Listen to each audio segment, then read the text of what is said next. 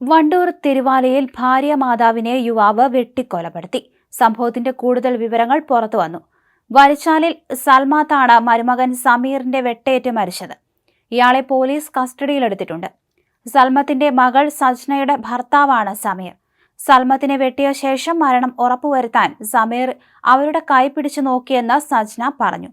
തന്നെയും വെട്ടിമാറ്റാൻ ശ്രമിച്ചപ്പോൾ കുട്ടികളുമൊത്ത് ഇറങ്ങി ഓടാൻ ശ്രമിക്കുകയായിരുന്നുവെന്ന് സജ്ന പറഞ്ഞു. വൈകിട്ടായിരുന്നു സംഭവം നടന്നത്. ചൊവ്വാഴ്ച രാവിലെ വീട്ടിൽ നിന്നിറങ്ങിയ സമീർ വൈകിട്ട് വീട്ടിലെത്തി. ശേഷം കയ്യിൽ കരുതിയ തേങ്ങ പറിക്കാൻ ഉപയോഗിക്കുന്ന വലിയ കത്തി ഉപയോഗിച്ച് സജ്നയെ വെട്ടാൻ ശ്രമിച്ചു. ഇതോടെ പുറത്തേക്കോടി. ഈ സമയം പുറത്ത് പാത്രം കഴുകിയായിരുന്ന സൽമത്തിനെ ഇനി ഇവിടെ ജീവിക്കാൻ അനുവദിക്കില്ലെന്ന് പറഞ്ഞ് സമീർ വെട്ടി. നിലത്തു വീണ ശേഷം സമീർ സൽമത്തിനെ വെട്ടുകയും ചവിട്ടുകയും ചെയ്തു. പിന്നീട് മരണം ഉറപ്പുവരുത്തി. ആക്രമണത്തിന് പിന്നാലെ സ്ഥലത്ത് ഓടിക്കൂടിയ നാട്ടുകാരാണ് പ്രതിയെ തടഞ്ഞുവച്ചത്. പിന്നീട് പോലീസ് എത്തി കസ്റ്റഡിയിലെടുത്തു.